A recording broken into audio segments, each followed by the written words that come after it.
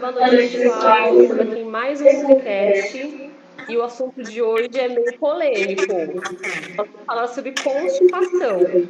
É um assunto assim que nem todo mundo gosta de falar, mas a gente acha super importante o tema. E para isso a gente trouxe uma convidada super especial, que é a doutora Giovana, e ela vai falar um pouquinho com a gente hoje sobre o tema. Gi, se apresente para a gente.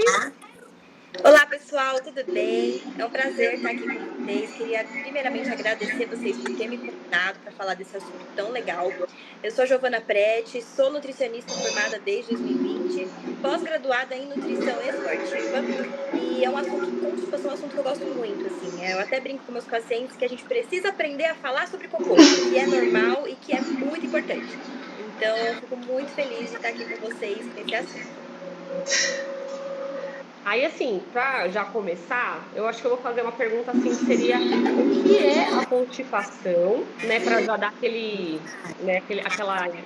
iniciação no tema, e quais são os sintomas que a pessoa tem que identifica que ela esteja com esse tipo de problema? Certo. A constipação ela é caracterizada por 3 dias, por ficar 3 dias sem ir ao banheiro, né? Mais de 3 dias. Até 3 dias ainda é considerado normal. Mais de 3 dias já pode ser considerado uma constipação. Ela tem duas formas, a aguda e a crônica. A aguda é aquela que já vem de uma vez e a pessoa já percebe ali na hora, né, que já tá esses dias sem ir ao banheiro. E a crônica, ela vem aos poucos. Então as pessoas pode sentir por meses, até anos, e às vezes até acha normal. Então, às vezes, quando você fala pra pessoa, não, mas é normal, não é normal você ficar mais de 3 dias sem ir no banheiro. Ela nem sabe que isso é uma doença ali, né? Então, existem esses dois tipos. Falando de sintomas, o mais comum é esse mesmo, você estar mais de 3 dias sem ir ao banheiro, ter essa dificuldade. Fezes ressecadas também, né, costuma ser um sintoma. Então você começa a perceber um intestino mais estufado, uma barriga em si mais estufada, né? Gases ali acumulados e a própria distensão abdominal mesmo, aquelas dores abdominais também costumam ser os primeiros assim sintomas. É até engraçado falar porque a gente vê muita gente que não fala disso, né? E a gente vê que até tem clínicas que geralmente tem a escala, quando o paciente vai, demonstrativa, né? Visual, porque o paciente, tipo, como assim eu vou Não falar sabe. como que é a minha? Tipo, Exato. como que é pra você? Ah, é normal. Tipo, porque às Eu vezes mostro pra o sempre. paciente é normal, né? Sim, no meu questionário, assim, de consulta tem uma parte para escala onde eu avalio de todos os pacientes e de alguns eu mostro a escala, mas todos eu mostro a escala e alguns ainda ficam, ai, que vergonha, tem que falar como é? E sim, é normal. Então, sim, sempre é muito importante avaliar. É por experiência E é própria uma até. Eu cheguei aí eu não fui preparada, e aí quando a nutricionista perguntou, eu fiquei tipo, como assim? É normal? Exato, é normal. E a gente com uma cara de feliz lá, adoro falar de cocô. Como que é o seu? É normal. É que mesmo. E é uma coisa assim, você pode até dizer melhor, assim, se é uma coisa recorrente, assim, as pessoas sofrem com isso, é uma coisa comum? É comum, assim, é comum e é isso que eu falei, é muito mais comum do que a gente imagina porque as pessoas não sabem que estão sofrendo com isso. Então, geralmente, algumas pessoas têm essa ciência, assim, mas é muito, muito difícil. A grande maioria, ela só fala, ah, não, eu só não... Vai todo dia no banheiro? Não, não vou. Aí você mostra a escala de Bristol, tá no 1, a pessoa fala, não, mas eu sempre fui assim, é normal. A pessoa parecendo um coelhinho, achando que é normal, e não é. Então, é muito comum, sim. E às vezes vai ver que ela tem, né, até uma constipação crônica e não sabe. E Exato. ela A grande continua aí. maioria é crônica, assim. Quando é aguda, é um pouco diferente, porque geralmente a aguda ela passa, né? Então acontece foi algum distúrbio ali na hora, algum alimento específico e passa. A crônica ela é mais comum. Interessante saber disso. E, quais são os alimentos que auxiliam na melhora do funcionamento do intestino? Os que auxiliam, tem alguns alimentos sim que vão auxiliar, principalmente as fibras. As fibras elas são os mais importantes para auxiliar essa saúde intestinal e é muito importante porque a gente está vivendo a crise da fibra, a gente fala, né? Quase ninguém no mundo consegue consumir os 25 gramas que são a recomendação de fibra. As pessoas não consomem mais os alimentos que contêm fibra e principalmente aumento dos ultraprocessados, né? Então, elas não comem e acaba tendo esse problema. Então, fibra, falando assim em frutas, né? Pensando em frutas, pensem naquelas frutas que tem bagaço, então comer a laranja com bagaço, a mexerica que tem também ali é legal. Frutas como mamão e ameixa também ajudam, tá? Cereais integrais, principalmente, que tem muita fibra. Aveia é nosso maior aliado, assim. Eu falo que aveia todos nós deveríamos comer, então ela é muito importante. E também feijão, grão de bico, as leguminosas no geral, né? Lentilha também são alimentos que vão ajudar. Psyllium você indica? Eu Também. gosto de psyllium, tenho usado bastante, é uma fonte de fibra também, e ele é muito bom para a questão esqueci, da saciedade, né? Muito bom, muito sendo usado para saciedade. Ele realmente forma uma bolinha ali no estômago. Inclusive, falando sobre as fibras, é assim que ela funciona. Qual que é a importância, né, da fibra? Ela, quando você come, ela acaba inchando no seu intestino. Então, por isso que é tão importante tomar água também. Então, se você só comer muita fibra e não tomar água, você vai ter o efeito rebote e vai gerar mais constipação. Então, tem que comer fibra, tomar bastante água. Ela vai gerar uma bolinha ali no intestino, como eu vou dizendo assim, né? Como se fosse uma gosminha. Tanto que o psyllium, se você colocar na água e misturar, ele vira uma gosminha mesmo, né?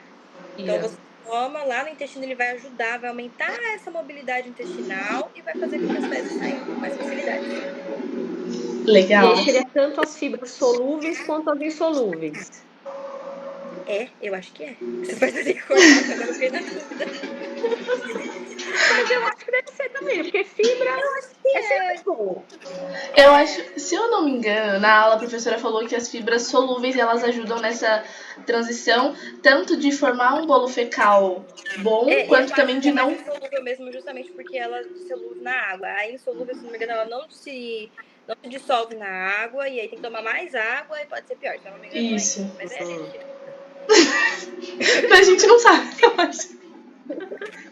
Então, aproveitando, né, que a Natália fez essa pergunta sobre os alimentos que conseguem auxiliar, inclusive um dos que a gente mais, pelo menos eu, sempre escutei assim, é tipo, mamão. Come mamão que seu intestino vai funcionar. Oi, ameixa. E ameixa. Exato. São os E aí, principais. Gil, eu queria saber os alimentos que não são tão indicados nesses casos, então que conseguem ali, né, piorar essa situação. Os ultraprocessados, assim, no geral, mas falando especificamente, açúcar e gordura. Açúcar e comidas muito gordurosas, principalmente o açúcar, são muito ruins para constipação. Por quê? Eles são muito difíceis de digerir. Então, a gente não consegue digerir tudo, acaba indo para o intestino, e isso faz com que as fezes se ressecam. O açúcar resseca mesmo as fezes. Então, quanto mais açúcar, mais vai estar ressecado, mais vai ficar difícil para a mobilidade intestinal ali funcionar e mais vai ficar difícil para evacuar. Então, já é bom evitar, no geral, e se a pessoa está em crise de constipação, melhor evitar mais ainda, até ficar bem, para melhorar e não piorar, né, a mobilidade. O iogurte, no caso, dos alimentos que são benéficos, né? Tem, assim, também uma importância, né? Por causa da microbiota, ou nesse caso de constipação, não seria muito interessante. Então, a questão da microbiota, o que é importante são os probióticos e os prebióticos, né?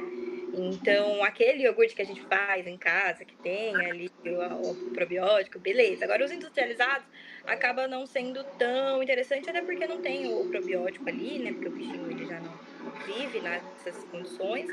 Então, os que a gente faz que tem o probiótico seria interessante. Agora, os outros, principalmente porque laticínios, pode ser que não seja tão bom ali para aquele momento.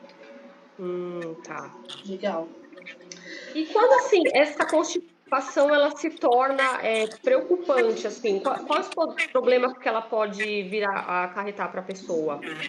Então, a constipação, ela pode acarretar alguns problemas, principalmente ali na questão do intestino, porque vai estar tudo preso ali, parado. Então, pode ter prejudício, pode ser prejudicial na absorção dos nutrientes, né? Então, tem alguns nutrientes que sabe que são absorvidos ali naquela região, então pode ser ruim para isso. Além da questão de que se evacuar é saudável, né? Então a gente evacua aquilo que não é para ficar no nosso corpo, então a gente fica prendendo aquilo ali. Além de, a gente sabe que tem algumas bactérias que são eliminadas por ali, então é ruim ficar com essas bactérias ali dentro do corpo. Certo. Gi, indo para sua área, né, agora de esportiva, Tem, assim, suplementos que você indica para quem às vezes, né, fala assim, numa consulta que ficou por um tempo, porque às vezes a pessoa começou a comer fibra, não tomou tanta água e ficou por um tempo, ou então para quem já tinha e você sabia, tem algum suplemento que você indica geralmente? Eu primeiro tento ajustar a fibra da pessoa com a alimentação, então eu tento colocar os gramas ali na dieta dela. A gente sabe que não é fácil, né? Então, quando em casos que não é possível, eu entro com a fibra suplementada mesmo. Então, a gente tem diversas opções hoje no mercado. Eu sempre tento entrar com aquelas prebióticas, né, para já ter ali a fibra probiótica. E sempre indico o probiótico também. Então, o probiótico, ele é um suplemento muito bom e que a gente precisa cuidar da microbiota intestinal e ele faz isso. Então, sempre fibras, o probiótico e eu gosto de indicar o magnésio também. O magnésio, ele ajuda também a evacuar. Então, nesses casos, assim, mais graves, dá para usar ele para ajudar. Entendi. Isso mesmo sendo por um período específico ou então um paciente que já relatou mais de uma vez? Isso, quando é específico, eu falo, então, toma um pouquinho de fibra e o probiótico para regular ali, no caso da aguda, né? Porque o probiótico já vai regular e não fazer voltar. E no caso do crônico, mais ainda. Aí eu já gosto de entrar com tudo: probiótico, fibra, magnésio, para fazer com que melhore e não faça aquela questão crônica voltar. Legal, legal. O uso de medicamentos pode alterar no funcionamento do intestino e de alguma forma causar a constipação? Pode sim. Porque os medicamentos, a gente sabe que eles mexem com a flora intestinal. Principalmente com as bactérias boas que estão lá. Então, às vezes, até o próprio antibiótico, principalmente os próprios antibióticos, a gente sabe que ele mexe muito com a flora intestinal. Ele tá ali para matar, vamos dizer assim, algumas bactérias ruins, só que ele acaba alterando as bactérias boas também. E isso é ruim para o nosso intestino. Então, sim, principalmente os antibióticos podem interferir. E o ideal é sempre, após o uso do antibiótico, terminou, entrar com pelo menos 30 dias de probióticos. Sempre essa recomendação. Então, tomou antibiótico, toma probiótico depois, para que não prejudique tanto a sua saúde intestinal. Legal. Interessante. E, continuando, vou fazer outra pergunta, continuando essa parte de esportiva sua, Gi. A gente sabe que você não lida diretamente com isso, mas tem algum exercício, algo voltado à atividade física que consegue auxiliar para quem tem constipação, seja crônica ou aguda, ou não? Com certeza. Eu sou suspeita para falar, porque como esportiva, eu acho que o exercício pode ajudar a gente em tudo, mas realmente pode, principalmente o aeróbico, porque no aeróbico você estimula a sua mobilidade intestinal. Você tá ali se mexendo, tá mexendo tudo no intestino e também realmente ajuda. Então você faz o seu intestino funcionar melhor, você faz o seu intestino realmente andar ali, então o seu bolo fecal também vai ser mais fácil de eliminar. Então realmente o aeróbico é muito indicado. Bom saber. É muito pra tudo, né? Pra mim, todo mundo tinha que fazer exercício, porque é um seguro de saúde de vida pra mim, assim, é realmente muito bom. Realmente. Deixa eu ver. Eu tinha formulado uma pergunta que eu esqueci. Mas. Deixa eu fazer uma, mesmo. então, quando você tá pensando. Tem alguns tipos de doença, que não sei se você, não sei se seria da sua área, assim, mas saber se tem algum tipo de doença que estão mais associadas à constipação? Tem, principalmente a síndrome do intestino irritável. Então, a SI, a gente sabe que é uma doença complicada porque ela não tem diagnóstico, né? Então, a gente precisa fazer toda a eliminação de todas as outras doenças para chegar na constipação. Então, a síndrome do intestino irritável pode chegar. E tem uma que eu acho muito interessante porque poucas pessoas sabem disso, que é a intolerância à lactose. Todo mundo vincula a intolerância à lactose com a diarreia, né? O contrário. Mas existem sim casos que a intolerância à lactose causa constipação. Então, às vezes, a pessoa fica dias sem ir no banheiro, não sabe o que é, não tem intolerância à lactose, não tem diarreia e acha que não é intolerância à lactose. Mas na verdade é. Então, essa eu acho muito interessante. Então, sempre eu avalio quando o paciente está com constipação. É claro que além de indicar os suplementos, eu vou avaliar se aquilo é um caso crônico, simplesmente de constipação, ou se tem alguma doença vinculada ali atrás. Então, já aconteceu de eu passar indicar, né, um exame de intolerância à lactose e der positivo, e a constipação era causada pela intolerância à lactose e o paciente nem imaginava. Então, tem sim essas doenças que podem ser relacionadas. Muito interessante. Eu não sabia dessa também, não. Eu Pode também não. acontecer. Todo mundo sempre fala que a intolerância à lactose é diarreia, que é a grande da maioria das pessoas acontece isso. Mas não, muitos casos também pode ter o efeito contrário e ter constipação. Até falam, né? Ah, se eu tomar leite, se eu comer requeijão, eu vou direto pro banheiro. É pro banheiro, exato. Mas acontece sim, viu? E geralmente os casos mais graves. Nossa. A pessoa digere menos lactar, quanto menos pessoa. Pelo que eu percebi, tá? Isso eu tô falando mais de prática clínica mesmo, assim. Pelo que eu percebi, quanto menos dava o exame da pessoa de lactase, mais era constipação e não diarreia que ela tinha. Interessante, porque a maioria, pelo menos que eu de proximidade, era literalmente isso. Eu tenho intolerância à lactose. Se eu não tomar, né, a lactase antes de comer uma porção menor, eu vou direto pro banheiro. E eu vou falar pra vocês, eu aprendi isso na prática clínica, viu?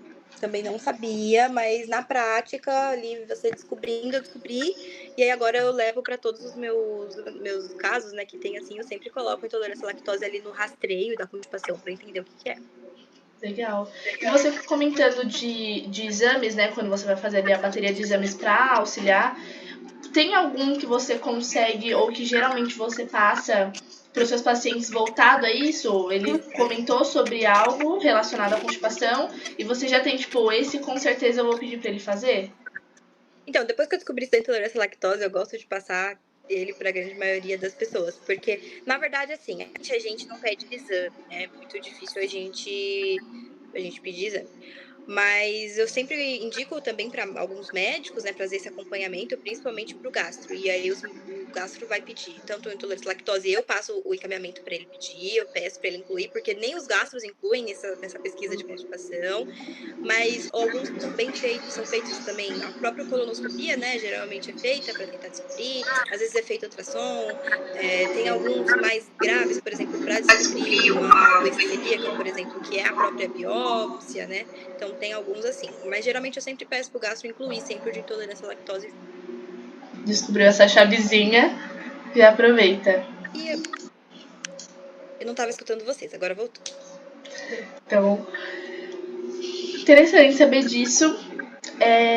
Uma outra pergunta, Gi, é se a gente consegue prevenir, né? O paciente não teve nenhum caso, nunca relatou nada sobre, e aí pra gente ter realmente ali uma continuação, né? Um processo de prevenir, pra não ter.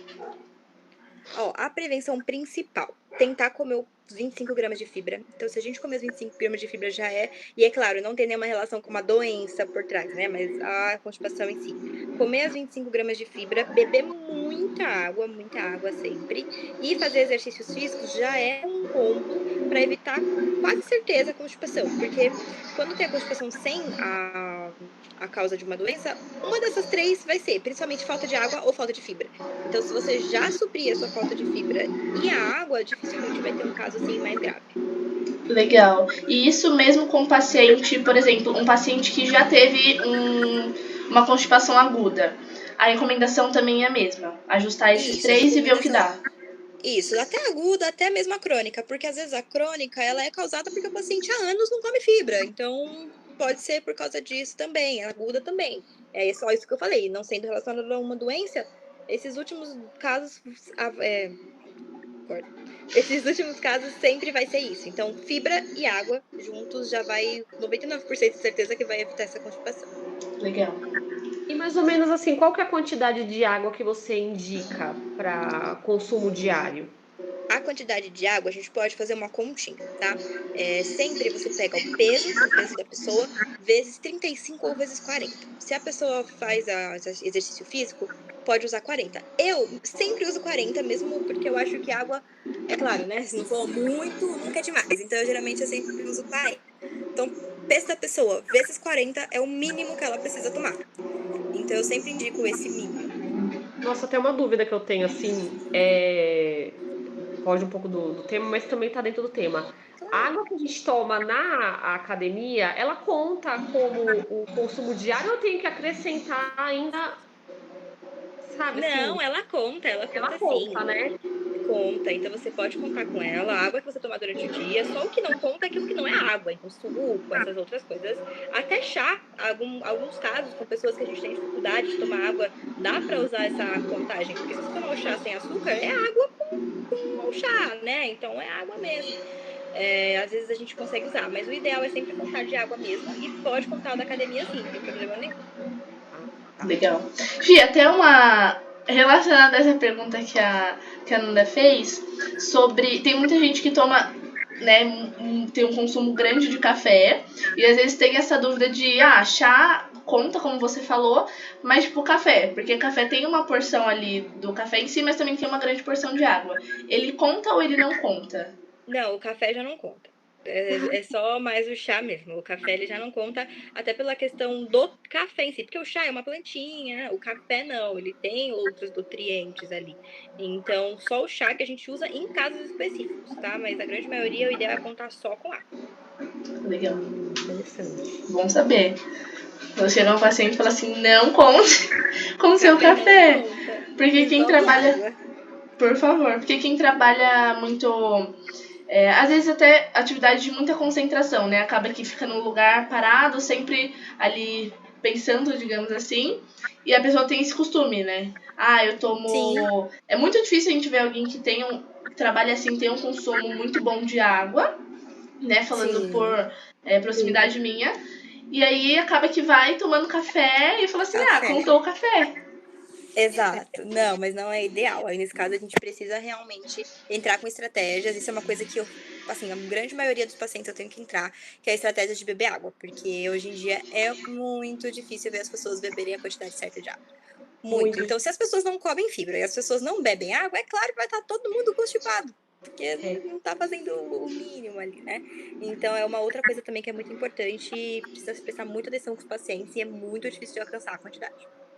Legal. E tem algo voltado a isso, né? Tanto ao consumo de fibras quanto ao consumo de água, porque, como você falou, quando é a crônica é um processo de anos, né? Uma pessoa que não Sim. consome fibra e hoje a gente sabe que a quantidade de ultraprocessado, a gente vai no mercado, a maioria é. Então você vai, você pega uma Exato. bolacha, você pega coisas que são mais práticas, mas nem sempre vão fazer bem. E aí tem alguma estratégia que você usa com seus pacientes, por exemplo, alguma receita ou algo na dieta que faça eles ajudarem? Por exemplo, a gente vê muito essa dica, né, hoje em dia. Pega uma garrafa de água e deixa na sua frente que você vai tomar mais água. Tem alguma coisa que Sim. você faz assim pra fibra também? Pra água eu faço exatamente isso. Então, eu peço pra deixar uma garrafa em todos os cantos da casa, em todos os lugares. Exato. Então, o A meu Nanda tá trabalho dela. é deixar sempre em cima da mesa, sempre, sempre. Eu indico sempre comprar uma garrafinha maior, porque todo mundo reclama que, a pequena acaba e não enche de novo. Então, já compra uma maior, de preferência já compra uma térmica, porque você já não vai precisar, não vai ficar quente, você vai estar com água gelada ali o tempo todo. E pra espalhar água por toda a casa. Então, ter garrafinha no quarto, na sala, na cozinha, meus pacientes ficam doidos. Não, mas eu vou deixar a garrafa espalhada pela casa toda. Sim, espalha a garrafa pela casa toda, no carro, em todo lugar. Garrafa de canudo, para quem tem muita dificuldade, por incrível que pareça, eu descobri isso na clínica também. Legal. Garrafa de canudo ajuda, porque você acaba tomando mais água ali, é só pegar, é mais fácil. Uhum. E de fibra, eu gosto de fazer a pessoa inserir aquela fibra numa dieta que ela já faça, como por exemplo, para não prejudicar e ela acabar não fazendo. Então, a pessoa come um iogurte de manhã, então eu já coloco um psyllium ali, uma aveia ali para ela conseguir comer. Depois do almoço ela tem costume de comer uma fruta, então eu já falo, ó, come laranja com bagaço, então vai ter uma fibra ali também. Então sempre tento colocar de formas que a pessoa vá comer sem perceber ou sem muito trabalho, sem muito esforço, para que não fique maçante para ela e que seja realmente já parte da rotina dela. Então é o que eu geralmente faço com fibras. Legal. E tem, pra quem não tem, tipo assim, chega lá com você e o paciente fala assim, não como, nunca comi, não sei como eu faço pra começar a comer e nem qual eu começo a comer. Tem algum que é mais Aham. fácil de introduzir, geralmente, e às vezes Aveia. até aveia. Aveia é mais fácil. Ou a própria fruta, que a pessoa nem sabe que come a fibra ali, mas come fruta. Mas se a pessoa não come a aveia, então faz panquequinha de aveia, coloca no iogurte, coloca psyllium no arroz, que seja, porque o psyllium dá pra colocar na comida. Joga psyllium no arroz, joga linhaça no arroz também, que é até bom, porque linhaça tem ômega 3, né? Então tem essa questão Uhum. também que é muito bom. Joga linhaça no arroz, mais fácil. Se a pessoa realmente falar, não consigo, aí eu já entro com a fibra, um potinho, porque aí é mais fácil, ela mistura na água, toma e vai embora. Interessante. Legal. Vocês têm mais alguma pergunta? Nossa, pior que acabou minhas perguntas aqui. Acho que a gente esclareceu bem, né? Deu Foi pra entender. Tem alguma dieta assim, Gi, que seja mais específica para pacientes que têm constipação ou que por um período estão, né? E depois, por exemplo, se ele chega se queixando disso, você faz de alguma forma e quando ele passa, digamos assim, por esse período que seja de uma constipação aguda, você tem essa modificação na dieta ou não? Geralmente, é difícil a pessoa mudar de dieta por causa disso, tá? Mas assim, é o básico. Que a gente já falou, fibra e diminuir açúcar e gordura.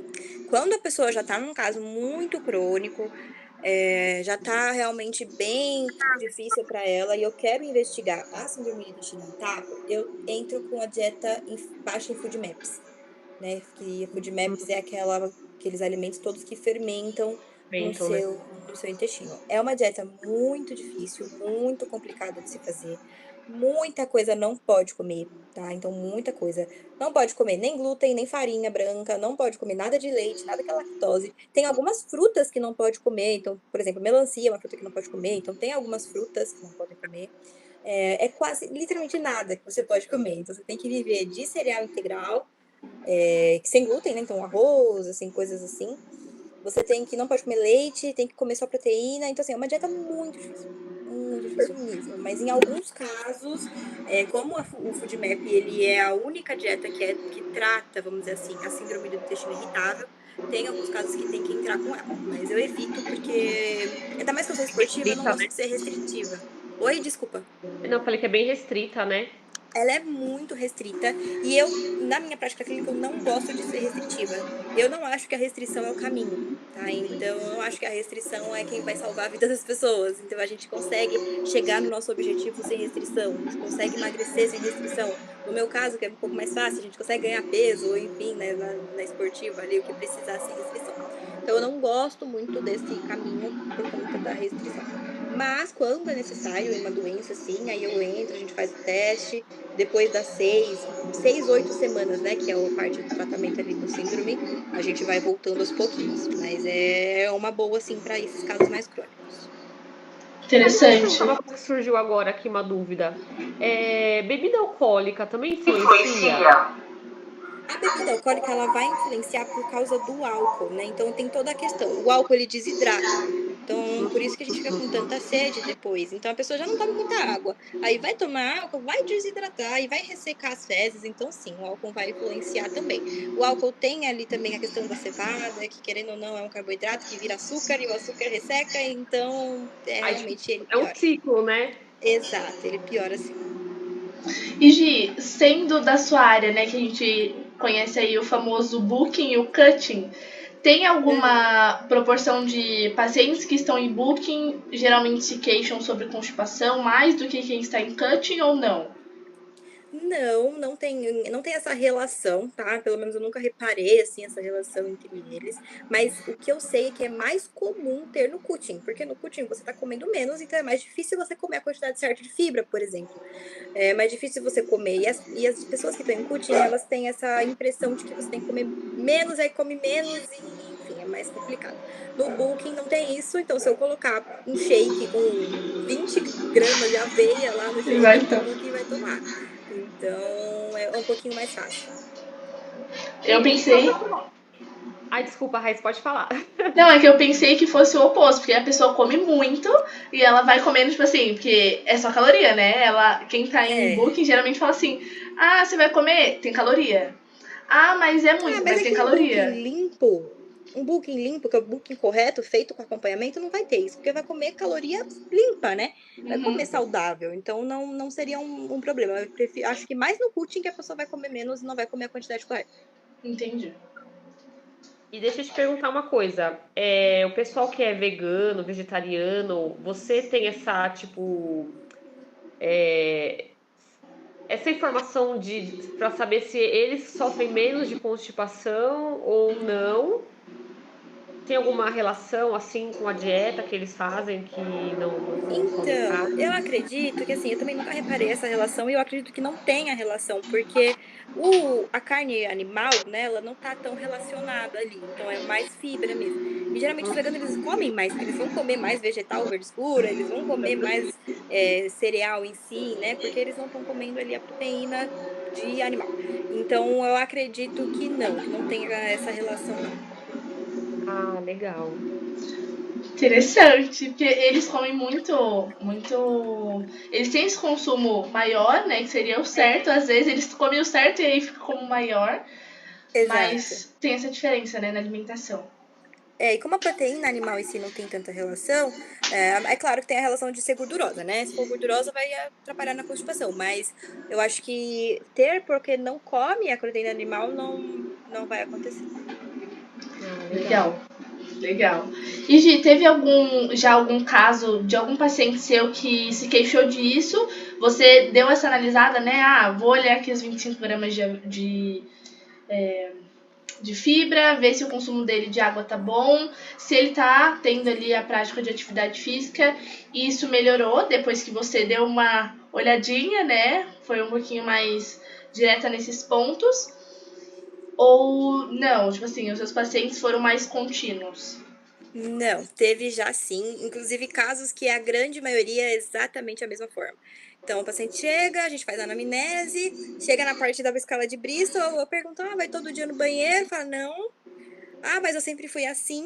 Ah, mas eu nunca fui todo dia no banheiro. Aí mostra a escala, tá ruim. Aí você ensina, explica que o certo não é isso e tudo mais. Já aconteceu sim. Tem uma paciente, inclusive, que passa comigo há muitos anos já, faz um tempinho, desde que eu comecei a atender, tá comigo até hoje. E ela tinha isso mesmo, então ela falava, não, mas eu sempre fui assim, nunca fui de ir no banheiro. Não, imagina.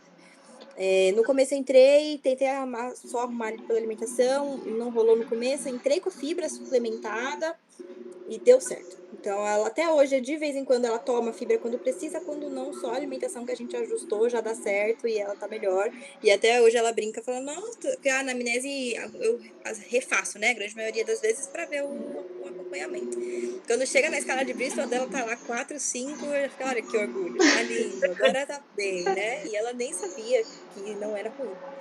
Então, deu certo sim, dá certo. Ela viu a evolução do bolo Exato, fecal dela. exato. Que bom.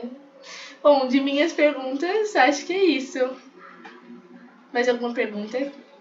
Vocês têm, Eu meninas? também acho que eu perguntei tudo e mais um pouco do que eu tinha dúvida sobre esse assunto. Assim que Agora é a gente bom, já a gente vai tá aqui já. conversando, vai vindo perguntas, tá ótimo. Vai conhecendo mais da escala. É, É, exato. Que bom. E você, Nath, você tem mais alguma dúvida? não. Nenhuma? Então, Gi, acho que é isso. Nosso tempinho de escala de Bristol e de bolos fecais. Nosso tempinho Sim, de cocô. É. exato. Quebrando o tabu, podcast do Quebrando o Tabu sobre cocô. Bom, eu vou começar Exato. agradecendo, obrigada por esse tempo, obrigada por tirar um tempo para nós, né, para falar sobre isso, de um assunto que, como a Fê falou no começo, é tão, assim, chocante quando chega de primeira, né, até como você relatou dessa sua paciente no começo, tipo, é normal para mim, Sim, e depois de um tempo ela entendeu que não, então é algo que não é tão comentado, né, então obrigada por falar disso pra gente, acredito eu que nós vamos encontrar muito dos nossos atendimentos daqui a um tempo. Então, obrigada com pelo certeza. seu tempo, pela sua experiência com a gente. E é isso. Obrigada, muito obrigada pelo convite, meninas. Fiquei muito feliz de estar aqui com vocês. E quando precisarem, tiver outra questão, me chamem. É um prazer estar aqui com vocês. Ai, Obrigada. obrigada. Tchau, Tchau, tchau. meninas. Tchau.